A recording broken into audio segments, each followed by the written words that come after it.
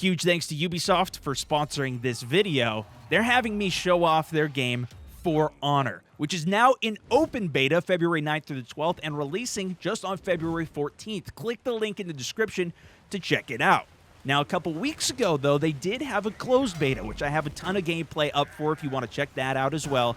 But I picked up a massive amount of tips and information as I was trying to learn this game. And that's what I wanted to give you guys today so you can get a step up on the battlefield. There's a huge learning curve to this game, and the faster you and your teammates can master it, the better you'll do against the competition. Some of these tips may seem a bit basic if you've already been playing the game, but because it is so brand new, I wanted to make sure we didn't miss anything. If you have any additional tips, let us know in the comment section down below and get better as a community. When you first get into the game, you're going to go through a tutorial. Spend quite a bit of time on those basics and understanding how it all works. In the how to play section, there's quite a bit of resources for you. Step it up to the advanced training where you can then practice your parries and guard breaks and get it down to where you are not missing these. Once all the basics are down, head back into the how to play section under the training bots and go up against a level 0 bot. This is where you're going to need to choose one of the characters to start mastering and learning first. I recommend starting with any of the easy level characters. In particular, the Raider I found to be very easy in terms of the amount of movesets were limited, but he was also very well-rounded, with some fake-out potential as well. Anytime you're in-game, you can press start and see your character or your hero's moveset. Go through the moveset one by one, practicing every single move. Once you're comfortable executing them, then take it against a level 1 bot, which will be fighting back against you. Once you're comfortable taking that bot on, now move on to a bot in the custom game section. Within a custom game, you can choose which hero you're fighting against, and I would recommend playing this as a 1v1. Continue using that same hero that you've been training with. You can even go up against a bot that is playing as the same hero, seeing what moves they use on a higher level, maybe a 2 or even a level 3 bot, and trying to take their strategies and incorporate it into yours. Whatever you're finding annoying about getting killed from other people is what you should be doing yourself. Also, once you start playing in the multiplayer player versus player scene, and if you're having trouble dealing with a specific hero, this is a good environment to test your skills against them and learn how to counter it. Whew. All right, that was a long start, but I thought it was definitely needed, and it covers a lot of the initial bases. Now let's get into some of the more specifics. Number 2, be cautious of walls. Not only do you have to worry about falling off a cliff in this game, but some of the walls have spikes sticking out of them, as well as fire amongst other things that you can be pushed into and immediately killed or take a lot of damage for. In addition to that, if you're standing too close to the wall and try and swing in that direction, your character will physically hit that wall and your attack will be blocked just by itself. The enemy hero will not even have to do anything and you're going to end up already being blocked. So attack in the direction away from the wall, and you can even use this to your advantage on people who aren't aware of this. Raiders, like you see me using here, have very long, wide attacks and can be really held up by being too close to a wall. If you can get one up against the wall, then you're going to cut off one of their potential ways of attack. Tip 3, close the distance before guard breaking. When you guard break, not only can they counter guard break you at the same time, but they can also do any other damaging attack and beat you. And it's completely useless if you use it when you're not right up against your enemy, as you'll just be flailing out in the distance and any good long-range poker like a Nobushi will be able to punish you. To close the distance quickly, dodge towards the enemy and then guard break. Enemies may not be expecting this because you are so far away from them, but quickly closing the distance and surprising them, as well as switching it up between attacking and waiting for their guard break and countering it, can catch them off guard. Tip 4 is have proper positioning when you're up against the ledge. This means keeping the enemy's back facing the ledge, keeping them closest to it. Now, some of you may have already learned this the hard way, but just because the enemy's back is to a ledge doesn't mean that they can't guard break you, followed by a throw, and pull you backwards, sending you off the cliff even though you had better positioning. That throw can be used in any direction, but when you counter the guard break, they are unable to throw you, and you will knock them backwards. So it's ideal to keep their back to the edge. So if they do try and guard break you, followed by a throw behind, you will break that and push them potentially off the edge. In addition to that, it sets you up more easily to push them off the edge if you go for the guard break followed by the push. Amongst many other reasons, that's why the guard break is one of the most important moves. It will instantly end a fight, which leads me to tip number 5. Always look for the throw off an edge.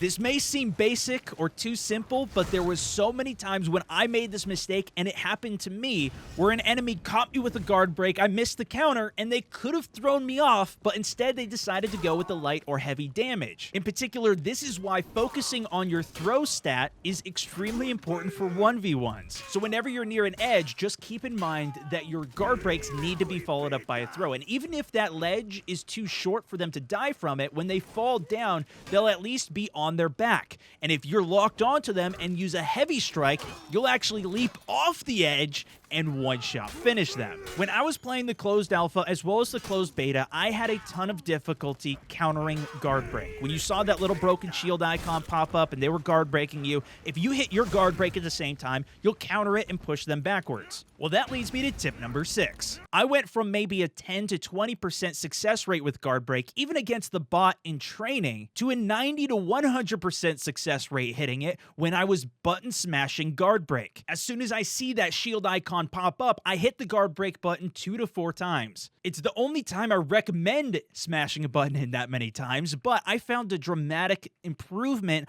on my success rate with it. It could just be the buttons were not registering properly, an issue because it is still in early development alpha and beta, or maybe I just don't know the timing or I keep missing it because I'm too slow. Either way, if you're having trouble getting those guard break counters, try this out and let me know if it helps. For tip number 8, tunnel vision on the enemy indicators. After many hours of gameplay at the beginning, I noticed that I kept missing those guard breaks and even just basic attacks, depending on which direction they were coming from. I started analyzing what I was doing, and I was looking at the player's head, or paying too much attention to the detail in the game and the environment, when I should have just been looking directly at his torso where those indicators are. If my eyes are even too high up to where they're not going to immediately recognize that that's a guard break versus just a left attack, that could be the difference between me actually hitting it or not. It's a pretty simple tip, but that extra specific focus gives you an edge, and if you know what you're looking for, that helps even more. That red shield break icon means to immediately hit guard break. Now, the next ones are a little bit dependent on who you're fighting against. For example, if you're fighting a warlord, they have an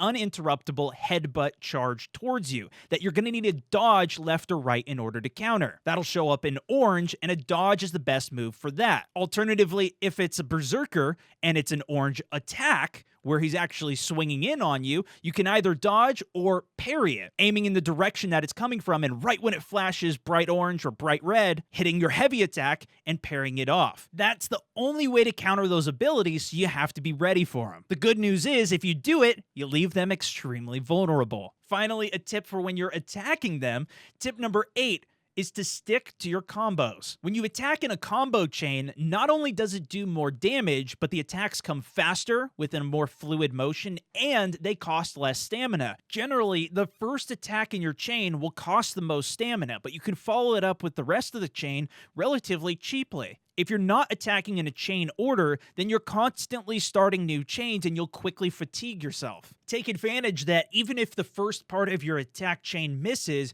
you can continue on with the chain and maybe the second or third attack will hit.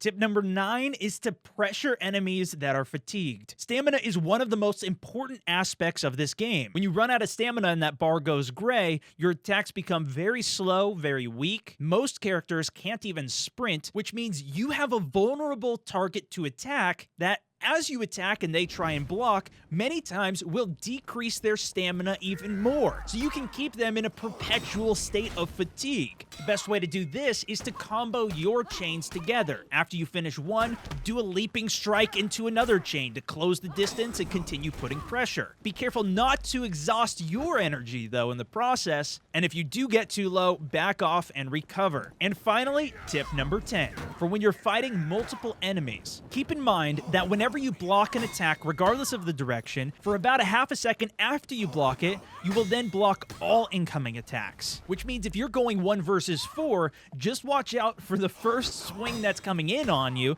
and if you block that, all the rest of the attacks that follow will also be blocked. That will also extremely quickly charge your revenge meter, which I would suggest saving until the target that you're not focusing on swings at you. If you time it for while they're mid-swing, it will actually knock them back off of their feet, which will mean you and that target you're facing are now on a 1 versus 1. It generally also increases your health back to half, at least temporarily, and gives you extra attack, and your attacks are generally unblockable during that time, which gives you free reign to try and finish off one of the targets. Be wary though, as you can still be guard broken while you're trying to defend against the multiple attackers. And this is a great strategy to use if you and your teammates are ganging up on one guy. When you guard break him, he's left completely exposed and only building revenge from damage taken rather than damage blocked. And there you have it, my top 10 tips for For Honor. Give it a thumbs up if this helped you guys out. Click that link in the description for even more details about For Honor. Again, thanks to Ubisoft for sponsoring this video. If you guys want to see their trailer or more For Honor gameplay, click those cards on screen. Thank you all so much for watching, though. That's it for this one. This is SwagMountain 64, over and out.